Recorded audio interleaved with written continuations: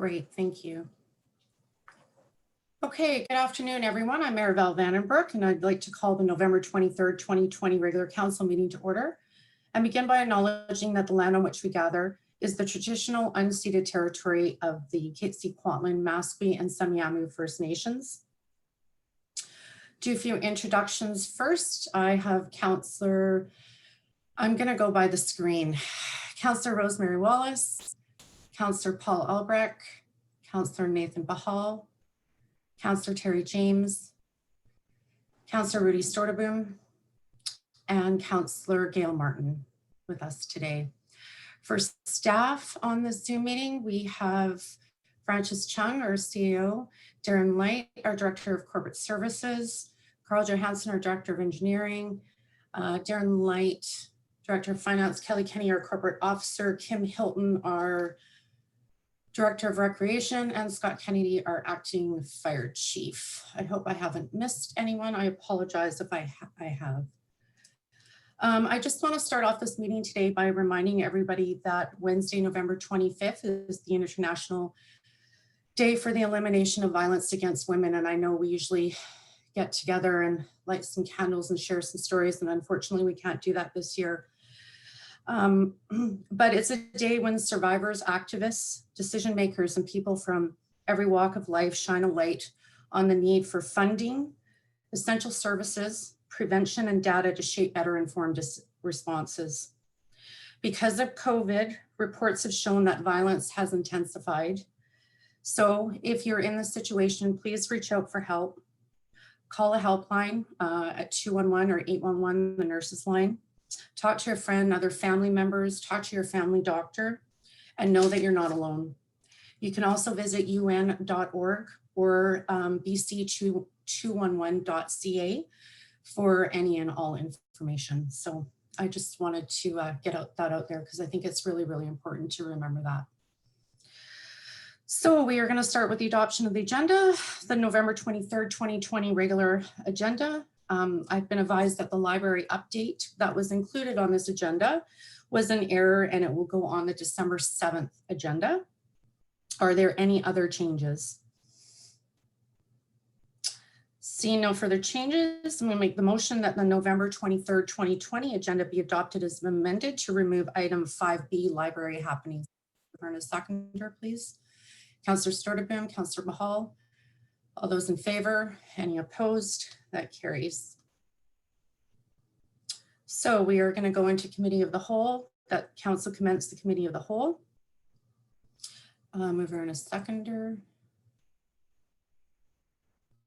Councillor Martin, Councillor Stortaboom. All those in favor? Any opposed? Carries. Committee of the whole provides council the opportunity to hear input from the public and allows council a greater opportunity to speak to and debate specific agenda items. We have bylaw 3141, 2020 to 2024 financial plan amendment bylaw. And I believe Mr. Light, Director of Corporate Services, would like to speak to this. Thank you, Madam Mayor, members of council. This is just a short bylaw changing our capital improvement plan for 2020. We had a number of COVID response expenditures that we have to allocate to a budget authority to spend money on that item. And then there's a few other expenditures relating to grants that we received from other organizations, as well as a few other capital jobs. If there's any questions, I'd be happy to answer them. Any questions for Mr. Light on this? I know we've discussed this. Okay. Seeing none, thank you, Mr. Light. All right, so the motion is that committee of the whole rise and, public input was requested and to be provided by written submission. So Ms. Kenny, was there any correspondence that we received regarding bylaw 3141? No, Madam Mayor. Great, thank you. And no questions. So motion is that committee of the whole rise and report. All those in favor, any opposed? Carries. Okay, regular meeting minutes from November 2nd, 2020, that the minutes of the regular meeting held on November 2nd, 2020 be adopted as circulated. Any corrections? Mover and a seconder on that. Stortaboom and James. All those in favor? Any opposed? That carries. Special meeting minutes from November 9th, 2020. That the minutes of the special meeting held on November 9th, 2020 be adopted as circulated. Any corrections, errors, or omissions? Seeing none, need a mover and a seconder, please. Councillor Stordeboom. Councillor James. All those in favor? Any opposed? That carries. So business arising from committee of the whole, bylaw 3141, 2020 to 2024 financial plan amendment bylaw, final reading of a bylaw to amend the 2020 to 2024 financial plan. That the bylaw cited as financial plan 2020 to 2024 bylaw 2020 number 3120 amendment number 2, bylaw 3141 be read a final time. Any further discussion on that? I have Albrecht and Pahal as first and second. Call the vote. All those in favor? Any opposed? That carries. On to Mayor's report. We have our next upcoming meetings, our last ones of the year. The regular council meeting December 7th, 2020 at 3 p.m. and that will be held via Zoom. And the following after that, the last one of the year will be December 14th, 2020 at 3 o'clock on Zoom as well. And now we have a recreation update with Kim Hilton, our Director of Recreation, Culture, and Community Services. Thank you, Your Worship and members of council. Do you see my presentation? No, shaking of heads. Here we go. A little dark right now, but there it is. Good. I just need to see it on my end here too. So you're still seeing it? I'll go through it here. Okay, so a recreation update for November 2020. I'd like to start off with letting people know that our wait room continues to be open. We do have pre-bookings are required, so you have to register in advance. Each booking is 90 minutes in length, so it doesn't matter what time you show up, you do need to be out by the end of the time. And to register, you can phone 604-514-2940. Or you can go online at LangleyCity.ca and register through ActiveNet as well. Now, we've had a little message from up north that these three little rascals are coming down to Langley City. Apparently, one's named Doug, probably for Douglas Rec Center. One's named Ellie for Allen's Memorial Pool, and one is named Timmy, you guessed it. And these rugrats are going to be helping us count down to Christmas starting December 2nd. So we hope everyone can log into our various social media platforms and find out what these three are up to in the coming days. So I believe December 1st will be the first day that we see these elves out and about. So please stay tuned and have some fun with us. Finally, we are looking for artists, a call out to artists of all ages working in all different mediums to participate in our Celebrating Arts and Culture week or 2 weeks from January the 18th to the 31st in 2021. We could like to showcase things virtually or in person if we're allowed to. Cultural performances, dance, artwork, music, traditional dress, recipes from around the world. You can have sculptures, painting, all sorts of things. Please sign up. The deadline to apply is November 30th, 2020. And for more information and to get the details, you can go to our website at LangleyCity.ca. Or you can phone 604-514-2940. We are hoping to pair up some artists with some businesses in the downtown area, but failing, if we're not allowed to get out and about, we will do everything virtually online. So we're excited to be continuing on with celebrating our arts and culture in Langley City. And that is it for my presentation today. Any questions? Great, thank you, Ms. Hilton. Councillor Stordeboom. Well, thank you very much, Madam Mayor, and thank you, Kim, for your report. I can't help but be impressed by the fact that your report is so much shorter than it usually would be at this time of year. I know that there's years gone by when you've had such a long report that it just seems to have gone on forever with all of the creativity and the opportunity to celebrate the holiday season. It's daunting to see how this has been diminished. But again, I do want to thank you for your report and thank you for keeping everybody safe. You're doing a wonderful job, and I just want to acknowledge you in that. and let you know that I miss the celebrations for the holiday season with you. And I look forward to a full calendar next year at this time. Thank you. Thank you, Councillor Soderboom. I'll pass it on to staff. Please do. Thank you. Councillor Pahal. Thank you, Mayor Vandenbroek. Yeah, to Ms. Hilton, I just wanted to commend the efforts of the Recreation Department. I think that as this pandemic has continued, you've all been very adaptable. It's like the moment there's a new public health order or change in WorkSafe BC rulings, we're still able to provide services and opportunities for residents at what seems to be the turn of a dime. So I think that's something that a lot of municipalities, and I have some friends that work in other municipalities, haven't been able to do. So I think that shows a great sort of team spirit and camaraderie we here have at the city. So thank you very much for that.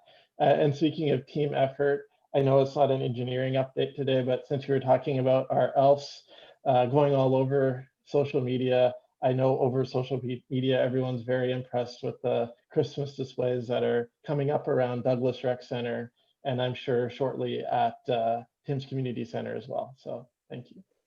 Thank you. Great. Thank you, Councillor Pahal. Anybody else?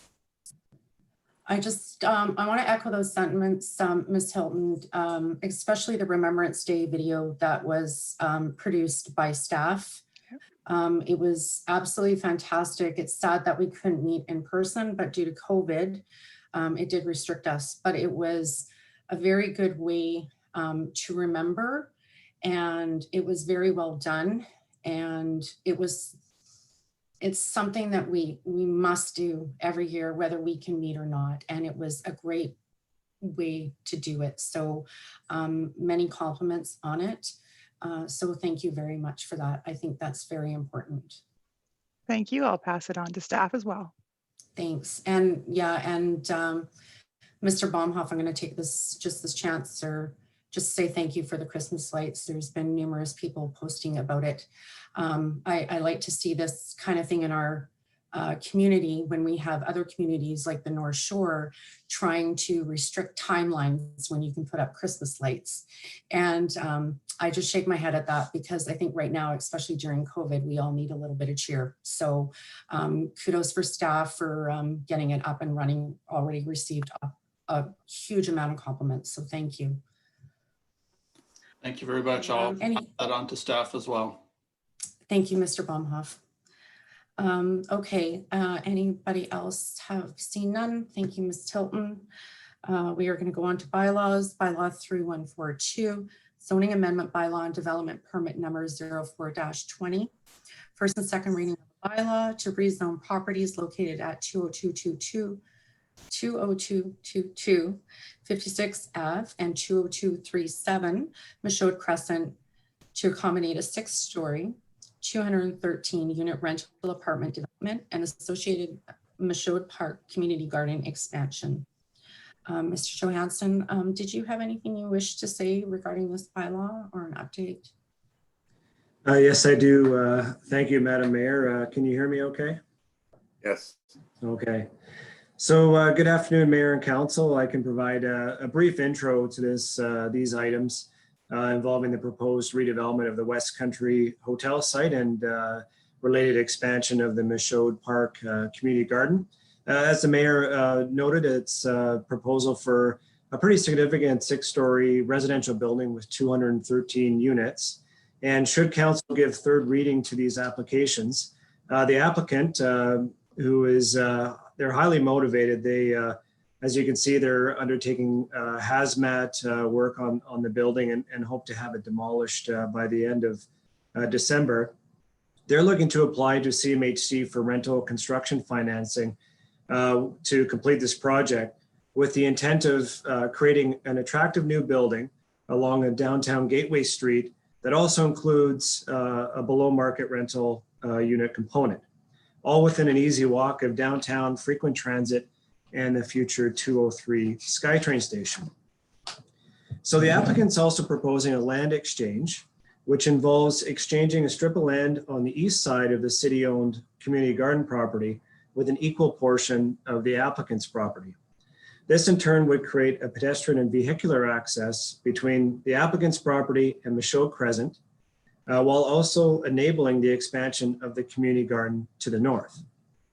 While the applicant's property is already zoned for high density development and would only require a council issued development permit to proceed, this proposed rezoning and land exchange will enable access to the property from both 56th Avenue and Michaud Crescent, and that's including improved fire truck access. I also know that this strip of land that's proposed to become the new access lane is currently covered by a public access easement and is not used for community garden space. The proposed land exchange will also create a community benefit by expanding the existing community garden area by adding 11 more garden plots to the current 18 that are on site. The applicant will also provide $40,000 amenity contribution in addition to CACs and a land contribution to fund the community garden expansion should it be approved. The applicant is also proposing variances with this project. It is a narrow rectangular site that's a little bit difficult to fit a high density project into. So they're proposing some resident and visitor parking variances. The proposed setback variances, we're okay with that from a staff perspective because it reflects what we want to do in our new OCP and zoning bylaw. The proposed residential parking reduction reflects the rental tenure of the project. It's consistent with initial staff direction to the applicant, where, as council knows, we're updating our OCP and our zoning bylaw, and we're looking to modernize our bylaw requirements to reflect current conditions and the incoming SkyTrain extension. So our parking rates are a little high relative to that. And given the project's proximity to downtown and existing high frequency transit and future SkyTrain, a residential parking variance is supported by staff. And it's also noted that the proposed visitor parking variance, what's actually made it into the application in front of council, is higher than what the applicant had initially proposed based on their traffic engineer's report. And it's the rates that are in the application before you are closer to rates that you might see in Port Moody, which recently updated their rates in relation to SkyTrain. And it's something that staff can support prior to the adoption of a new zoning bylaw and reviewing parking rates in more detail.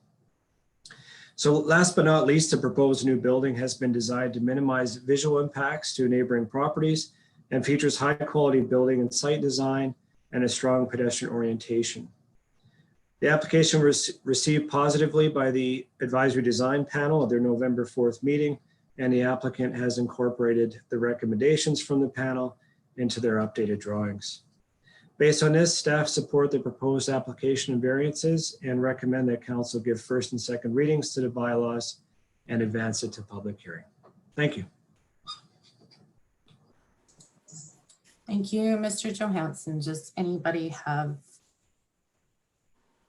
Councillor Sturgeon. Thank you, Madam Mayor, and thank you, Mr. Johansson, for all the hard work that you did on this application. The Langley City Design Advisory Panel met on October the 27th to review this application from a well-respected applicant for this 6-story, 213 rental apartment building at the former West Country Inn site. The site is located within the residential transition area of the downtown master plan and in keeping with guidelines proposed for our new official community plan moving forward. The small land exchange being proposed is part of the application to allow for greater access to the site. The applicant is proposing to work with CMHC for funding to accommodate below market maximum rents equal to 30% of the Metro Vancouver median income, which is about $2,100 per month. Details of a funding agreement that may be forthcoming from CMHC with the developer may be presented to council for consideration in the future. As such, the applicant is simply requesting the following variances to the C1 zoning: a setback reduction, multiple indoor amenity spaces other than the single location, and parking variances as identified by Mr. Johansson. In conclusion, the Langley City Design Advisory Panel supported the development proposal. The panel provided some excellent input with recommendations for consideration. These are included in your package. Overall, the proposed development is consistent with the city's OCP policies and development permit guidelines for this area. I'd like to thank Mr. Johansson and his team for working with the developer to bring this very exciting proposal forward. I'd like to thank Councillor Pahal, our vice chair, for attending and for his input, as well as Councillor Albrecht, who attended as a welcome guest. I will vote in favor of this application, and I encourage my council colleagues to do the same. Thank you, Madam Mayor. Thank you, Councillor Soderboom. Anybody else have? Okay, I need a mover and a seconder, please. Councillor Albrecht, Councillor Pahal. Any further discussion on this? Seeing none, I'll call the vote. All those in favor? Any opposed? And that carries. Thank you. Okay, moving on to bylaw 3143, discharge of land use contract number 04-75, first and second reading of a bylaw to authorize the discharge of land use contract number 04-75 from the property located at 20222 56th Ave and 20237 Michaud Crescent. Mr. Johansson, again, do you have anything you wish to say regarding this bylaw? Yes, thank you, Madam Mayor. This bylaw is just to support the application to remove the historical land use contract on site, just for council's information there, and something that's bundled together with this application. Great, thank you very much. I need a mover and a seconder, please.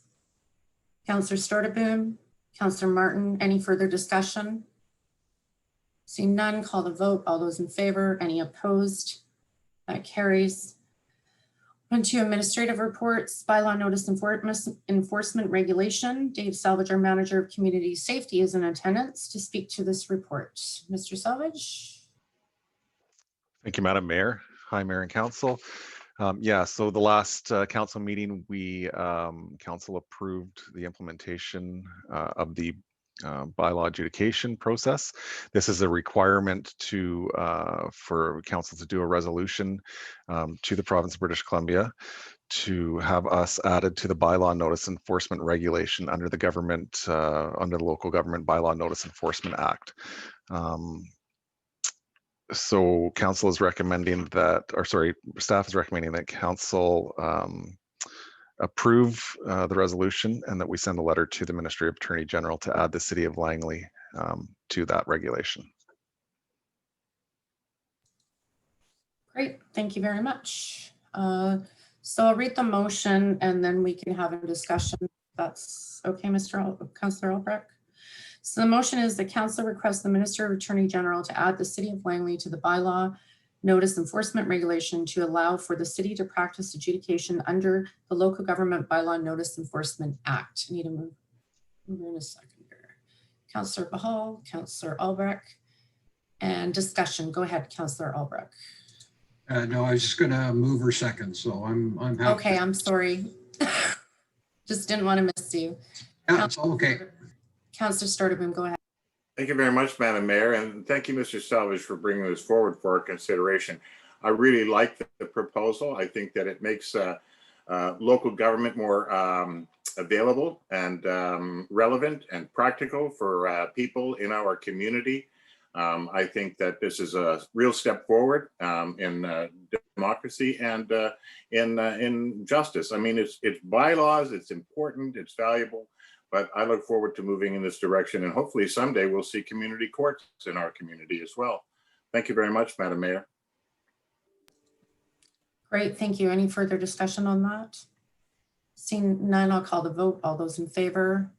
Any opposed? That carries. Next up, we have Council Policy CO-71 Asset Management Policy.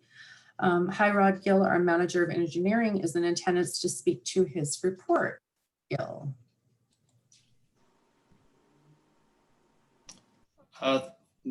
Thank you, Madam Mayor. Actually, I had planned to make a short presentation. Oh, That's all right. Okay. All right, I'll just share my screen.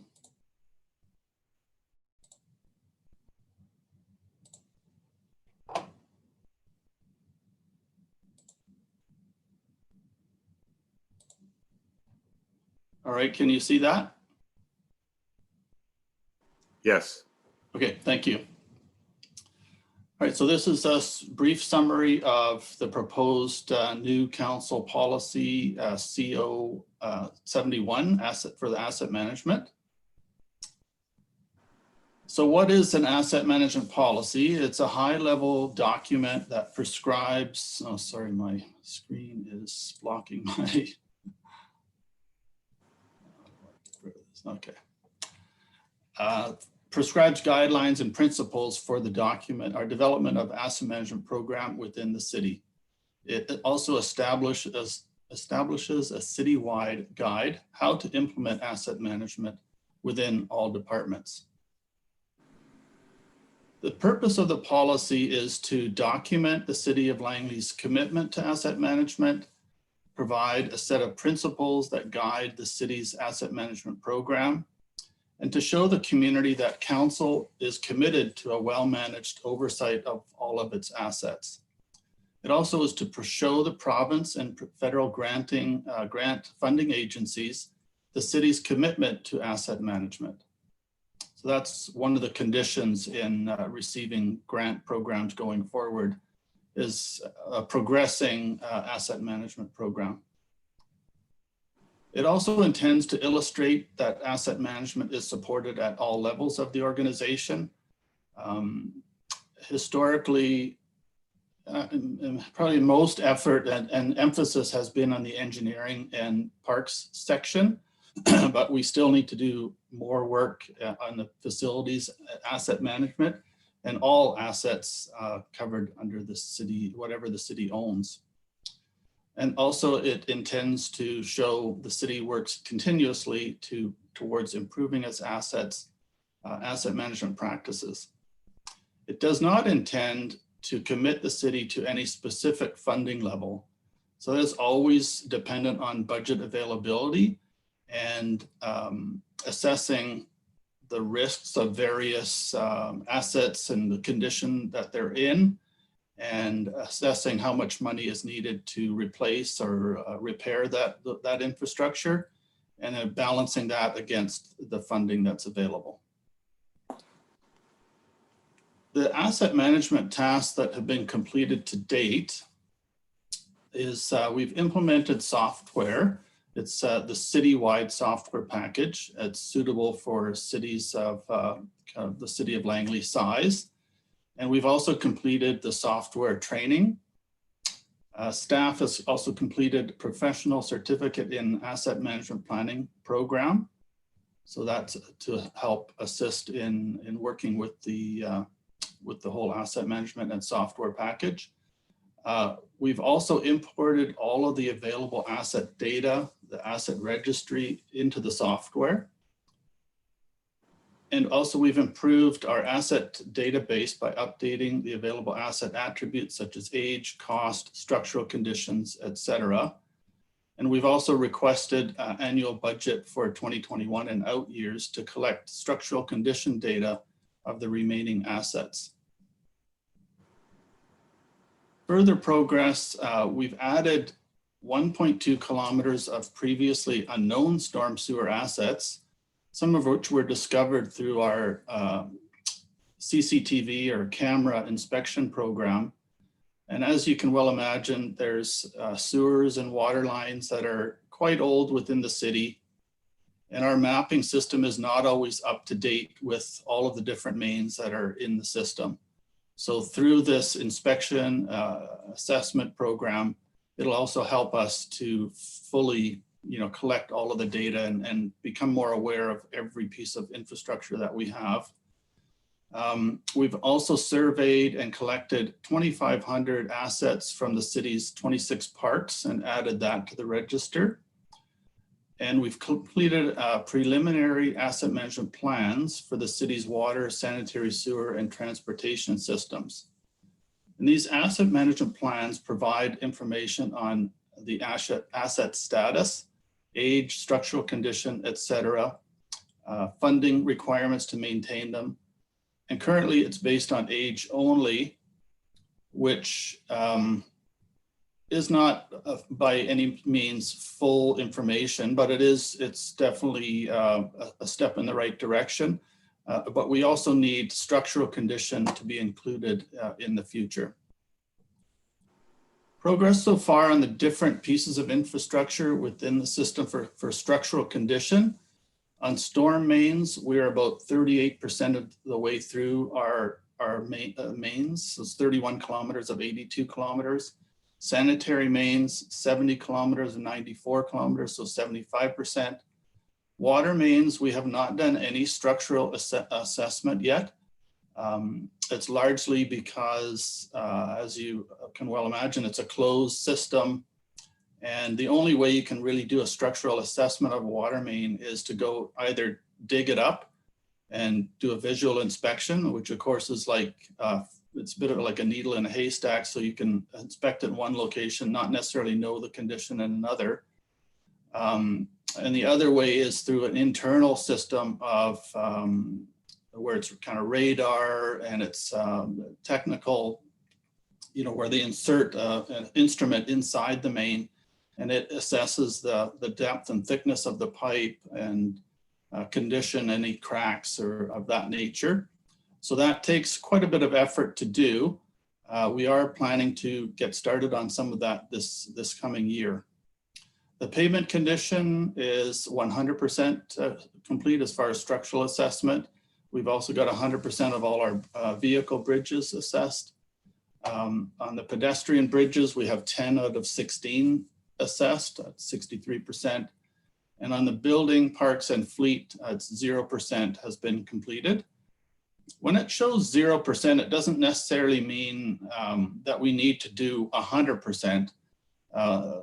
It could very well be we could do a sampling of all of those facilities and it would tell us, you know, generally what a condition of a say a building or a park infrastructure of that vintage would be, what kind of condition it would be in. And similar to water mains, you don't need to do 100% of all of them.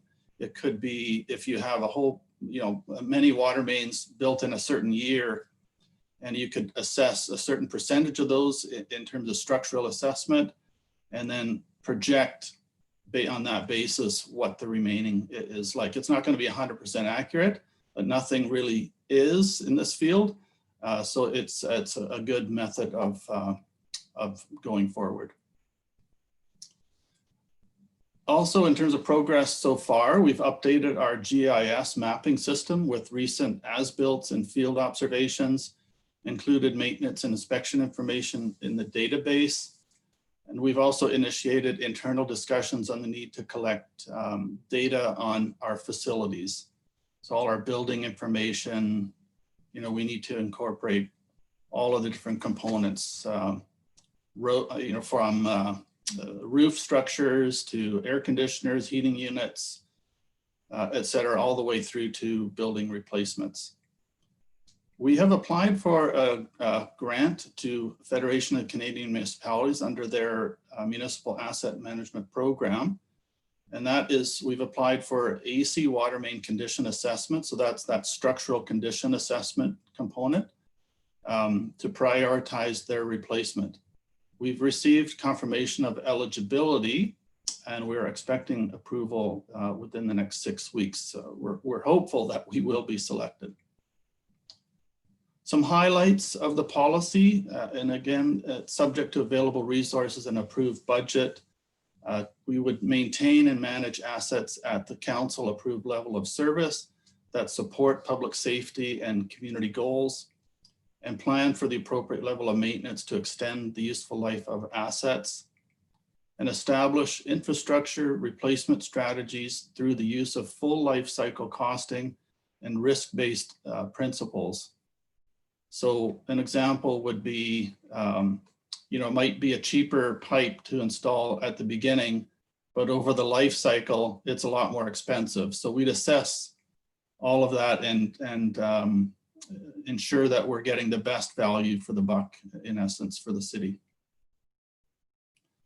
So next steps is to continue collecting and maintaining the inventories of all assets and identify the data gaps that we have. As I mentioned, some of the missing sections of storm sewers, missing structural information et cetera.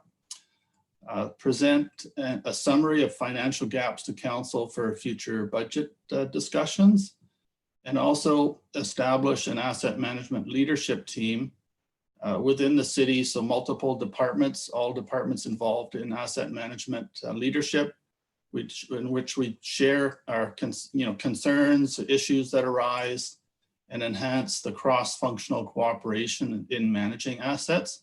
So it's not only assets of one division that take precedent over another division. We'd assess them on a risk basis, and whatever falls, goes to the top of the list, becomes a higher priority. We would also, one of the next steps is to prepare preliminary asset management plans for storm sewers, recreation, facilities, parks, and fleet. We'd also submit a report with all the prepared asset management plans. This is looking a little bit further ahead to council for review and approval. This will help the city to set an appropriate level of investment budget for each asset to reduce their life cycle costs. And also the next step is to refine the asset management plans based on council's direction on affordable level of investment, and create an annual report to council on the status of our asset management program. That completes my report. Are there any questions? Great, thank you very much, Mr. Baumhoff. I see several questions. Councillor Albrecht, go ahead. Yeah, not so much a question, and thank you, Madam Mayor.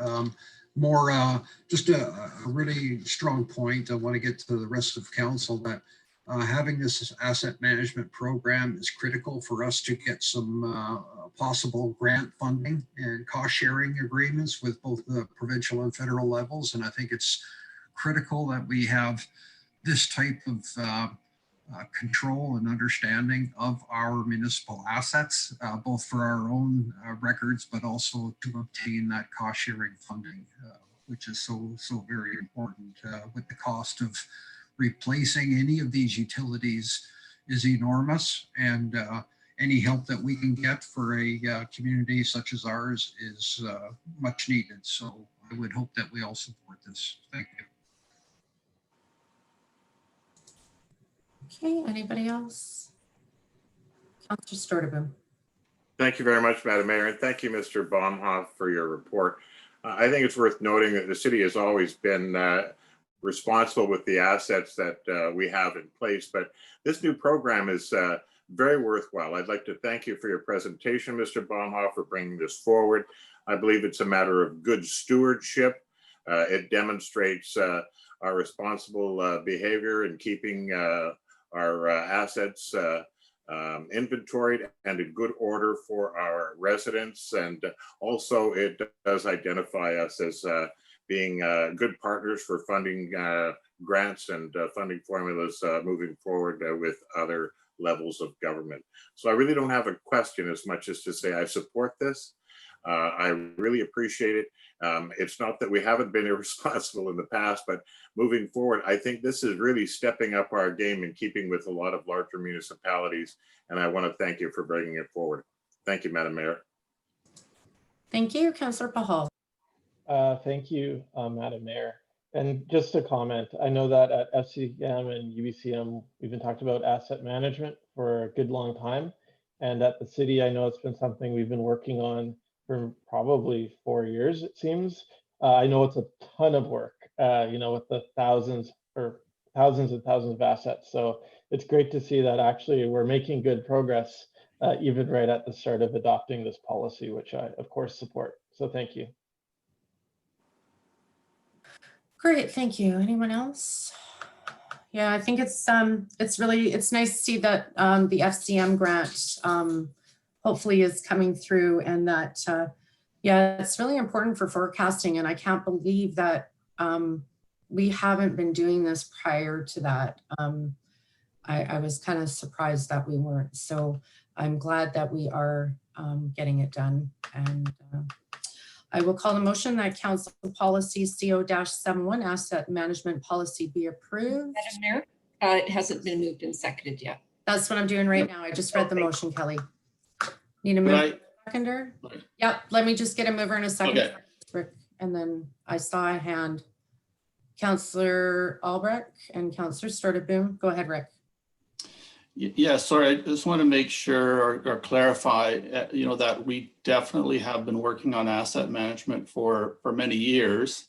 And it's really probably the last 4 years that we've been starting to collect data and actually inputting it into. We were using a spreadsheet-based program before, and now we have citywide. It's a much more sophisticated system that is going to be very helpful and is already helpful to us. So I just want to make sure I didn't leave the impression with people that we haven't been doing anything until now. It's really the policy is helping us just firm that up, and that, that it shows the public and it shows the federal and provincial governments that we're serious about this and we are acting on it. Sorry, I should say it's just nice to be digital. Oh, okay. It's more of what I meant. Sorry if you misunderstood that. Okay. Just to get on the digital part.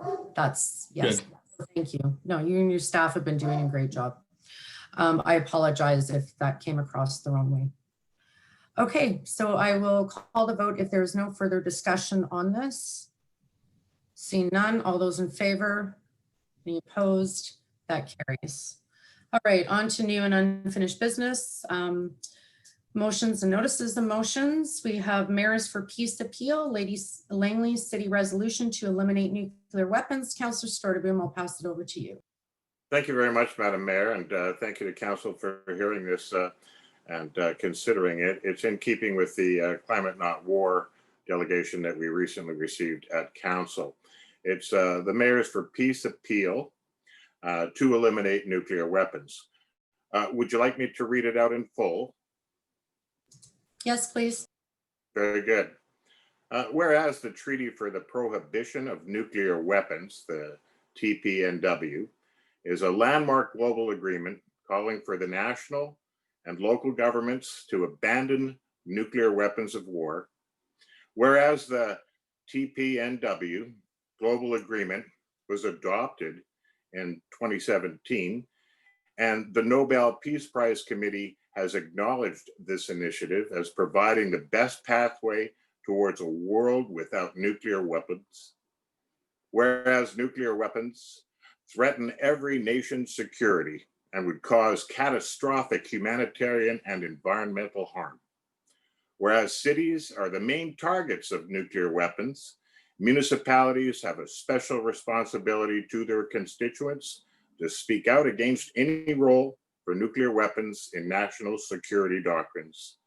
Whereas municipal governments form a close and active link with their constituents and local social movements. Whereas a national awareness is needed to advance the standard determined by the TPNW against nuclear weapon states and their military alliances with countries that have nuclear weapons. Whereas the time has come to end decades of deadlock in disarmament and moving the world towards the elimination of nuclear weapons. Whereas there is no winner in an exchange of nuclear weapons, be it resolved that the City of Langley support the Mayors for Peace appeal and send a letter to the Government of Canada to break the unacceptable status quo regarding a tolerant nuclear weapons policy by taking decisive steps towards the global elimination of nuclear weapons of war. So moved. Seconded by Councillor Wallace. Any discussion on that? Seeing none, thank you for bringing this forward. I'll call the vote. All those in favor? Any opposed? And that carries unanimously. Okay, thank you, Councillor Stordeboom. Up next, we have correspondence. We have some correspondence from commemorating the November 1984 violence in India as Sikh genocide. And we also had some correspondence for the International Day of People with Disabilities, December 3rd, 2020. Any questions or comments on the correspondence? Councillor Wallace. Thank you. Just on the International Day of Disabilities, is that something we will recognize, or is that just our correspondence that we're just gonna move forward? Like, do we do anything in We usually do, but I think due to COVID this year, we won't be participating in an event. Is there, the only reason I ask, I really appreciated the report, and you know, the talk of the invisible disabilities. So yeah, I think this is really important, especially right now, because a lot of people that are struggling with many of those disabilities, they're accentuated by what we're dealing with as far as COVID. So I don't know if there is anything on social media or if anything the city could do in recognizing the importance of that right now. Thank you. Thanks, Councillor Wallace. Yes, I'm sure if we all share it on social media as well, we can talk to Mr. Chung, our CEO, and see if we can post that on the website. I can't see that being a problem. So, Councillor Sturtevant. Thank you, Madam Mayor. Do you require a motion to receive for information, correspondence being presented? That is what I'm doing next, had you not lifted your hand. So I need a mover and a seconder to receive the correspondence. Okay, call the vote. All those in favor, received. Beautiful. Okay, on to new business. So we have released the motions from November 2nd, 2020 closed meeting of council. We have the appointment to the Metro Vancouver Board of Directors, that Councillor Gail Martin be appointed to the Metro Vancouver Board of Directors for 2021, and that Councillor Paul Albrecht be appointed as an alternate to the Metro Vancouver Board of Directors. We have an appointment to the Fraser Valley Regional Library Board of Directors, that Councillor Gail Martin be appointed to the Fraser Valley Regional Library Board of Directors for 2021, and that Councillor Rosemary Wallace be appointed as an alternate to the Fraser Valley Regional Library Board of Directors. And now we have a motion to hold a close. Councillor Albrecht. Yes, I'd like to make a statement there on those preceding items. On the, no, I'm sorry. On the representative on Metro Board. So due to recent media reports as well as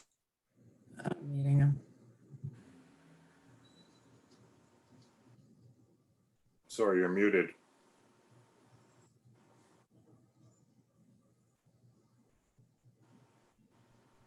Was Paul muted? Yeah. Can't hear you, Paul. Oh, okay. Sorry, there's no, there's no room for speaking to this right now. We're just receiving it for new business. There's no room for discussion on this. Oh, it was discussed in the press. It was discussed. There's no room for discussion on this right now during this meeting. We're going to hold a closed meeting. But this meeting's not over yet. Immediately following that the council meeting immediately following this meeting be closed to the public as the subject matter being considered relates to items which comply with the following closed meeting criteria specified in section 90 of the community charter.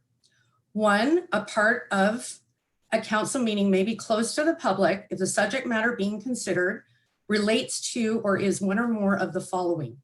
E, the acquisition, disposition, or expropriation of land or improvements, if the council considers that disclosure could reasonably be expected to harm the interest of the municipality. J, information that is prohibited or information that if were presented in a document would be prohibited from disclosure under section 21 of the Freedom of Information and Protection of Privacy Act. A seconder on that, please. Anybody? Mover and seconder go into closed. Councillor Wallace. Anyone to move on in the meeting?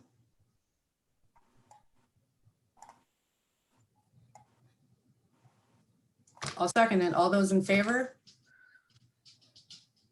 Down, hands, carries.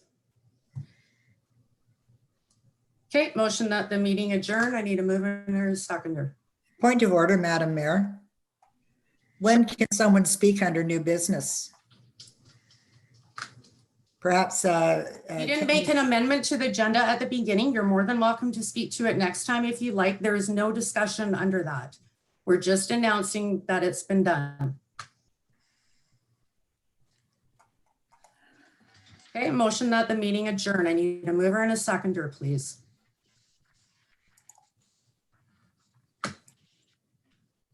Councillor Wallace, can I get a seconder on that, please? Councillor Pahal, all those in favor? Carries. Kelly, you can shut the recording off now, please.